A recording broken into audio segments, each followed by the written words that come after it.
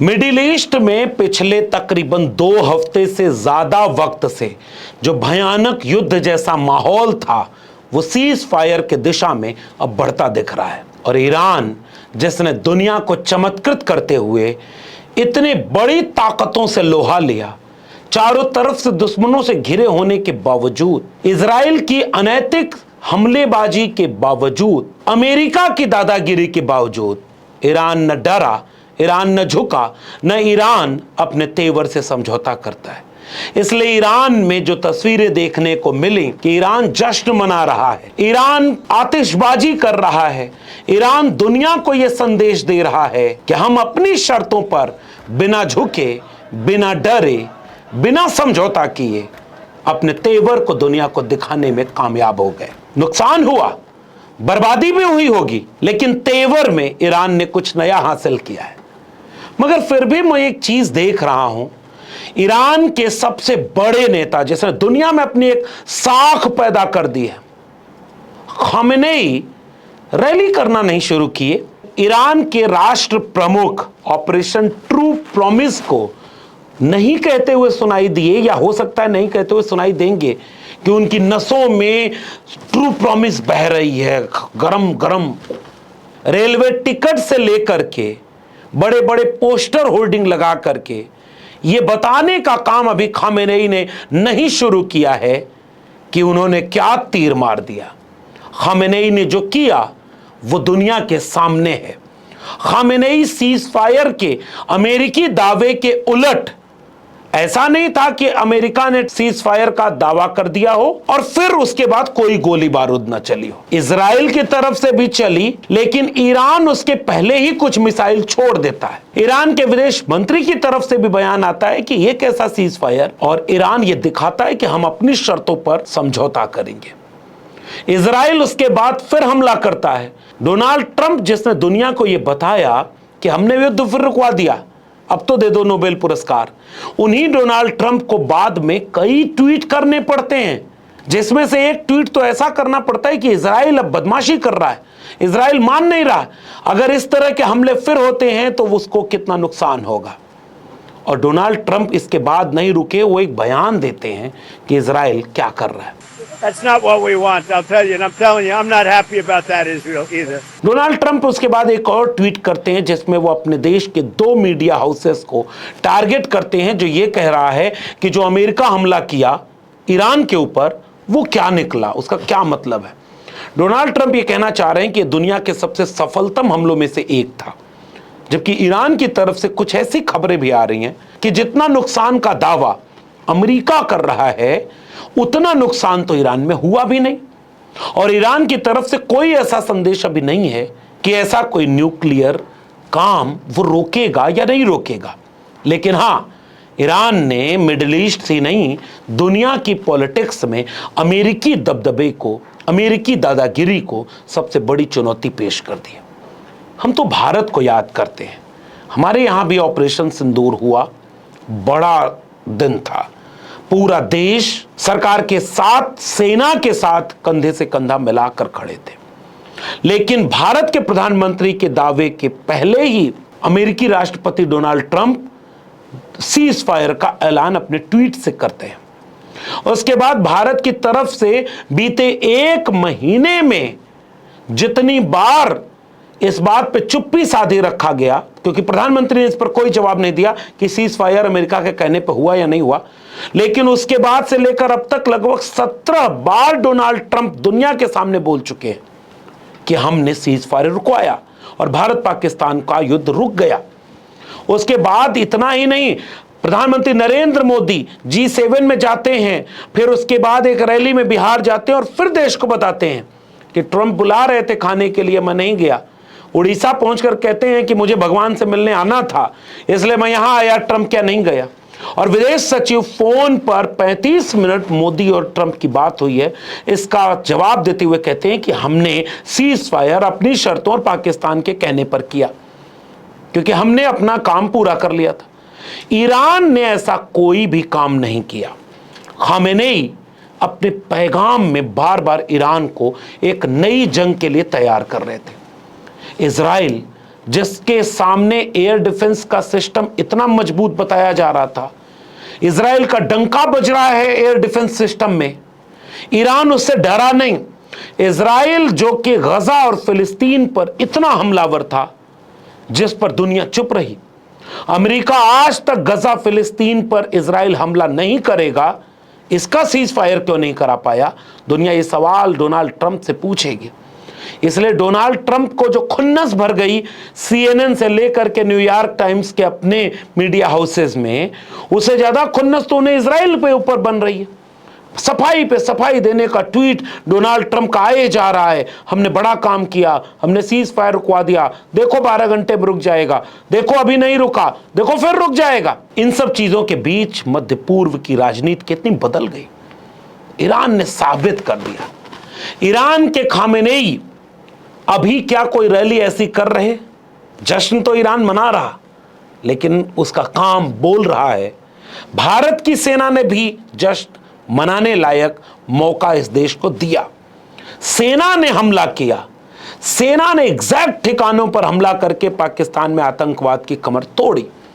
भले ही वहां का सेना प्रमुख मुनीर अनाप शनाप बोले और अमेरिका उसे पास गोद में बिठाकर भारत को चढ़ाए, फिर भी भारतीय देश का हर नागरिक अपनी सेना के जज्बे को सलाम करते हुए उनकी कामयाबियों को प्रोत्साहित करता है। मगर भारत में एक नायाब नेता है जिस चुनावी रैली में इसका इस्तेमाल करता है। ईरान का नेता इस्तेमाल करता हुआ भी नहीं दिख रहा है। अब ईरान की पूरी राजनीति को समझें। उसके ऊपर हमला हुआ, उसके ऊपर हमला हुआ 1989 के पहले, जब वो अमेरिका का पिट्ठू हुआ करता था। ईरान अपने भीतर एक बड़े बदलाव के बाद 1989 में ईरानी क्रांति के बाद जिस तेवर को अख्तियार करता है, अपने आसपास के पड़ोसी देशों को और उसमें से कई मुस्लिम देशों को, कभी इजराइल के सामने तो कभी अमेरिकी दादागिरी के सामने नतमस्तक और समझौता परस्त झुक गए बिक गए देशों को देख रहा होता है। इसलिए याद रखना आप लोग, ये पूरा युद्ध मुस्लिम देशों बनाम गैर मुस्लिम देशों का नहीं था, क्योंकि कई मध्य पूर्व के मुस्लिम देश ईरान के साथ नहीं खड़े थे और कई खड़े भी थे। यह लड़ाई एक बड़े वर्ल्ड ऑर्डर के चेंज होती पॉलिटिक्स के सामने खड़ी है और उस पॉलिटिक्स में अमेरिकी दादागिरी, लेकिन उसके पीछे ईरान के तेवर ने इस दादागिरी को इतना बड़ा चैलेंज किया। इजराइल के प्रधानमंत्री बेंजामिन नेतन्याहू ने ट्रंप की मध्यस्थता को एक हिस्टोरिकल विक्ट्री तो बताया, लेकिन चेतावनी भी दे रहे हैं कि ईरान नाभिकीय गतिविधि फिर से शुरू करता है तो इजराइल जवाब देगा। इजराइल ने सीज फायर लागू होने के बाद राष्ट्रव्यापी नागरिक गतिविधियों और हवाई क्षेत्र को सामान्य किए जाने की बातें कही हैं। इस पूरे युद्ध से दुनिया पर असर होने वाला था। जैसे इस बात के तथ्य से आप शायद वाकिफ नहीं होंगे कि चीन मध्य पूर्व के तेल निर्यात में एक बहुत बड़ा उपभोक्ता देश है, इसलिए भीतर भीतर वो ईरान के साथ भी खड़ा था, लेकिन उसका भी मन था कि इस युद्ध को रोका जाए। रूस जो दिलचस्पी दिखा रहा था, लेकिन अमेरिकी दादागिरी के सामने वो ईरान के तेवर के साथ खड़ा दिख रहा था। ऐसा नहीं था कि खामेनेई अकेले पड़ गए थे, दुनिया का कोई देश उनके साथ ही खड़ा नहीं दिख रहा था। 21 मुस्लिम देशों ने तो बाकायदे साझा बयान जारी करके ईरान का साथ देने की बात करती थी। लेकिन इजराइल तबाह और बर्बाद हो गया, इस बात में कोई शंका नहीं है। ईरान के मिसाइलों ने इजरायली डिफेंस सिस्टम को नेस्तनाबूद करके दुनिया को दिखाया है कि जितना दावा हो रहा था उतना पुख्ता इनका इंतजाम नहीं है। लेकिन अब इसके बाद दुनिया में होगा क्या? क्या अमेरिका इस बात को समझेगा कि ये जो रिजीम चेंज वाला शिगुफा उसने छोड़ा था, ये उसका भ्रम था, बड़बोलापन था। ईरान में कोई रिजीम चेंज करने की स्थिति में अमेरिका अभी नहीं है। लेकिन अमेरिका क्यों चाहता है कि ईरान में रिजीम चेंज हो जाए? अमेरिका कौन होता है जो दूसरे देशों में अगर उनके मुताबिक सरकारें नहीं हो तो उन्हें बदलने के लिए वो वर्ल्ड ऑर्डर में इस तरह का चेंज लाने की कोशिश करे? उसकी लड़ाई अगर रूस और चीन के दबदबे के सामने है तो वो क्या मध्य पूर्व में अपने दबदबे को इस तरह से कायम करने के काम करता? लेकिन ईरान तो उसको रोक दिया। ईरान उसको यह समझा दिया कि इतना भी आसान नहीं है, भले ही तुम बलशाली हो, भले ही तुम हमें नेस्त नाबूद कर सकते हो, क्योंकि ईरान को तो पता था ना कि जब वो इजराइल पर इस कदर हमलावर होगा और इजराइल अगर परेशान होगा तो अमेरिका इस युद्ध में कूदेगा। ये जानते समझते हुए भी ईरान अपने दम पर निर्णय लेता चला गया। भले ही खामेनेई रैली करके पूरे ईरान में अब घूमेंगे नहीं और शहीदों के नाम पर वोट नहीं मांगेंगे, सेना का राजनीति का इस्तेमाल नहीं करेंगे, लेकिन खामेनेई ने जो किया वो सामने दिख रहा है। लेकिन अभी इस पूरे प्रकरण में नजर आपको बनाए रखनी होगी कि गजा में क्या होगा। क्या गजा में इस बात के लिए कोई विश्व स्तर पर समझौता इजराइल के सामने करने की परिस्थिति बन रही है कि बता दो कि फिलिस्तीन की सीमा कहां से शुरू होगी और कहां खत्म होगी। फिलिस्तीन पिछले 7-8 दशक से लड़ रहा है और इजराइल एक यहूदी देश जो बसाया गया ऐसी जगह पर जिसने अपने आसपास इतनी अस्थिरता पैदा कर दी, केवल अमेरिकी शय पर उसने फिलिस्तीन में नरसंहार किए और दुनिया चुपचाप इसे होता हुआ देख रही थी। ईरान ने यह सबक सिखाया है कि अभी दुनिया चुपचाप गजा और फिलिस्तीन में होने वाले नरसंहारों को नहीं देखेगी। भले ही ईरान के ऊपर इस तरह के लगातार हमले होते रहे कि हमास से लेकर हुती तक और हिजबुल्लाह से लेकर तमाम इस तरह की आतंकी गतिविधियों का ठिकाना और बढ़ावा देने का काम ईरान करता रहा है, लेकिन जब आप ईरान पर सीधे हमलावर होंगे तो इससे फिर आगे क्या होगा? क्या अब ईरान बार्गेनिंग पावर में मजबूत नहीं हो गया? क्या ईरान अब यह शर्त दुनिया के सामने नहीं रखेगा कि परमाणु अप्रसार संधि पर अगर इजराइल साइन नहीं करता है तो ईरान क्यों करे?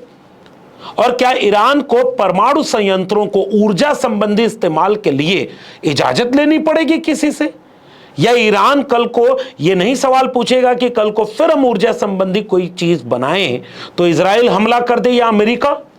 क्योंकि बार्गेनिंग पावर ईरान ने बढ़ा ली है और ईरान ने अपने तेवर को यहां तक बढ़ाया है कि वह गजा और फिलिस्तीन के सवाल को अब वैश्विक पटल पर उठाएगा और मजबूती से इसकी दावेदारी भी रख सकता है। इसलिए विश्व राजनीति में जो बदलाव आ रहे हैं, इसमें ईरान ऐसा राजनीति नहीं करता है कि 10 साल में भारत ने अंतर्राष्ट्रीय कूटनीति में अपनी हालत यह कर दी कि अमेरिका पाकिस्तान के सेना प्रमुख को चाय पर बुला रहा है, खाना खिला रहा है और पूरा का पूरा तमाशा करते हुए कह रहा है 17 बार कि सीज़फायर हमने करा है, जबकि भारत का आधिकारिक पक्ष यह है कि हम द्विपक्षीय मामले को निपटाए हैं। अमेरिका क्या खड़ा है?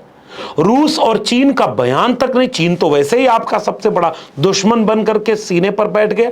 न कोई लाल आंख, गरम सिंदूर बहने वाले लोग चीन को लाल आंख करके नहीं दिखा पा रहे।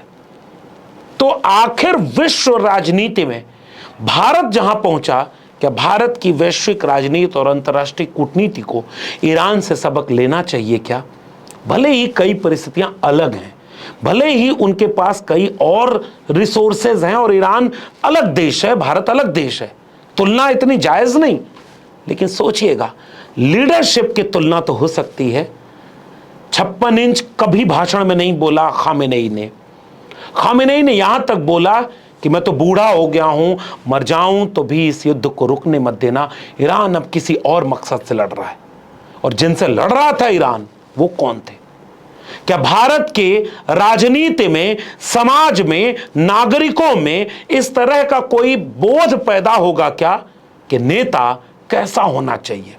और वैश्विक नेता बनकर के खामेनेई जिस तरह उभरे हैं, भारत ने वैश्विक कूटनीति पर अपनी 10 साल में सबसे बुरी स्थिति पैदा कर दी। क्या भारत के नागरिकों में यह नागरिक बोध पैदा होगा कि नहीं कि नेता कैसा होना चाहिए? एक तरफ खामेनेई और एक तरफ भारत के जिल्ले इलाही, इन दोनों की तुलना आप किस तरह करते हैं?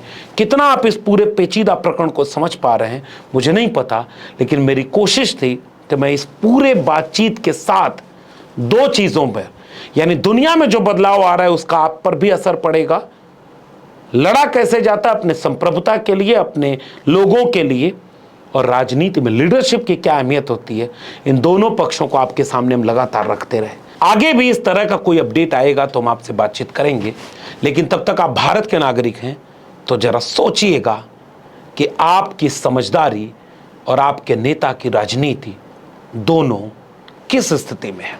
अपनी टिप्पणी नीचे कमेंट बॉक्स में जरूर बताइएगा। ये वीडियो मेरे चैनल पर अगर देख रहे हो और सब्सक्राइब न किया हो तो सब्सक्राइब कर लीजिए, बेल आइकॉन यानी घंटी की बटन दबाएंगे तो अगली वीडियो की सूचना मिलेगी।